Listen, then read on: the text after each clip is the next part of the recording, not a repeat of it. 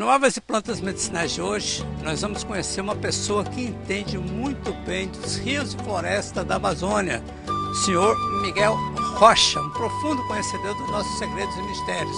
Vamos conhecer também um pouco mais sobre Andiroba, Imbaúba e Avelóis. Acompanhe o programa.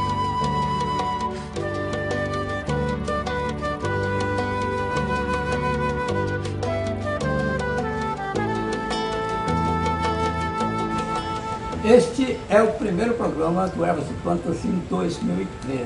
E eu estou tendo a honra de receber na minha casa Dom Miguel Rocha, um amazonense, não parece ser amazonense, mas é amazonense, contador de histórias, profundo conhecedor da nossa floresta, dos nossos rios. Está aqui hoje para a gente contar algumas coisas. E ele também é o presidente, é o fundador da Fundação Almerinda Malaquias, lá de Novo Airão, que você já conhece dos nossos programas anteriores, da floresta, do projeto Ecober, que é muito bonito, para ensinar educação ambiental e gerar também, através da Fundação Almerinda Malaquias, muitas atividades no município de Novo Airão. O senhor, assim, não tem características de um amazonense, mas conta a sua história um pouco, sua origem, como é que é? Bem, meu pai era filho de português, nasceu na cidade de Recife e veio para Manaus com 6 anos, em 1896, no ano da inauguração da ópera de Manaus, Teatro Amazonas. A sociedade portuguesa mandou estabelecer o meu avô na cidade de Pari, Vila de Pari naquela época, era muito pequena. Certo. E o meu avô então se estabeleceu lá para trabalhar como patrão dos seringueiros, né? Essa época a borracha estava bombando, né? Exatamente. Então, esse era o auge da borracha na época. E meu avô se estabeleceu aí. Bem, cada um cresceu, cada um se tornou um seringueiro, que era o caminho natural da época. Esse era o seu pai? Esse já era o meu pai. Então, meu pai era o mais novo dos três irmãos, e cresceram lá e cada um deles se casou com uma índia, ou acabou de quase por índia. É o caso da minha mãe. Minha mãe sua mãe é Almerinda Malaquias. Ela nunca aprendeu a ler nem a escrever. E que deu o nome hoje à fundação. Que deu o nome à fundação. Então essa é a história da minha parente. Eu tenho o sangue português nas veias, né? E o resto é clorofila, porque eu nasci no meio da floresta. Pois é, o senhor é conhecido aqui na nossa região amazônica como um profundo conhecedor da floresta em si, dos rios, navega esses rios todos da Amazônia. Eu achei interessante uma vez que o senhor me deu um conceito sobre a floresta, assim, um conceito de sociedade, comparando a floresta com a sociedade. O senhor pode lembrar isso para a gente aqui? Sim, como eu nasci no meio da floresta, e fiquei no meio da floresta até os 7 anos. Então, eu estava no ventre da floresta até essa idade, quando eu vim para Manaus pela primeira vez. E como menino, Manaus era uma grande metrópole naquela época, de 60 mil habitantes, imagine. Né? E nós, eu e meus irmãos, nós éramos matutos do interior mesmo, ninguém sabia nada sobre o mundo civilizado.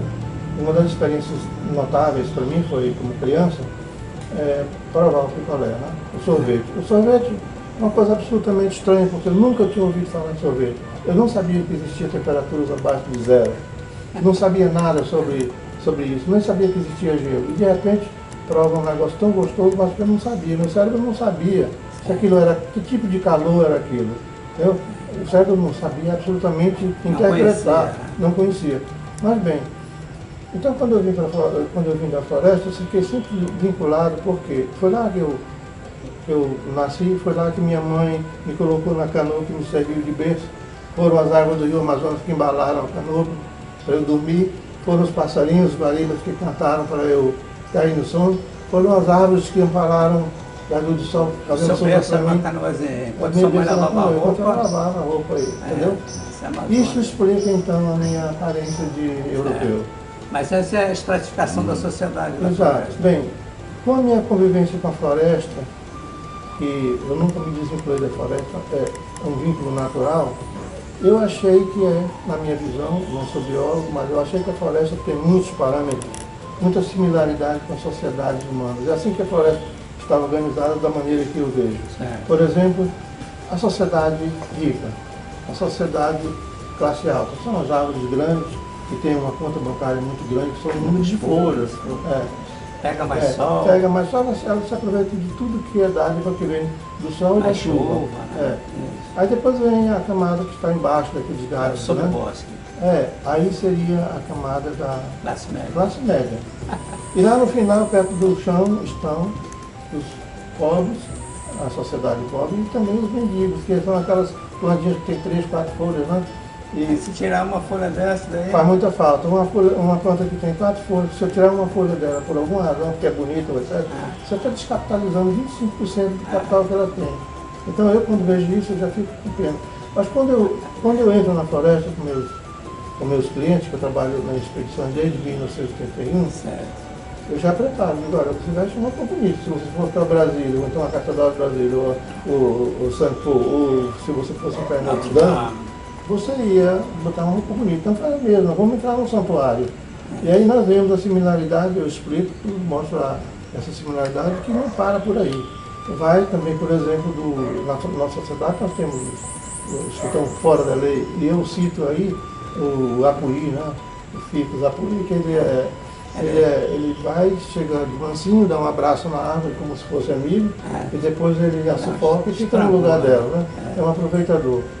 Tem as plantas epífitas que também tomam vantagem como basiladores, se agarram num amigo que está subindo, está mais alto, quer um pouquinho de luz, vai lá para cima.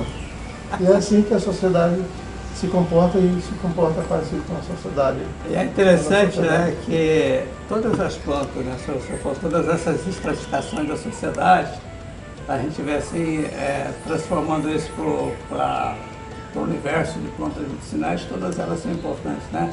Tanto as grandes árvores, né, gigantescas árvores, como esses subbosques, e até essas plantinhas mais simples e humildes que o senhor falou, todas elas são importantes, né? Inclusive até o apoio, né? Que faz uma comparação como até um assassino, né? Uma árvore que mata a outra, mas ela também está cumprindo uma função importante na natureza. E você já conheceu as propriedades do açaí, aliás, do apoio aqui no nosso programa. Agora eu vou falar para vocês, não perca o seu número, que eu vou sair, o Sr. Miguel Rocha.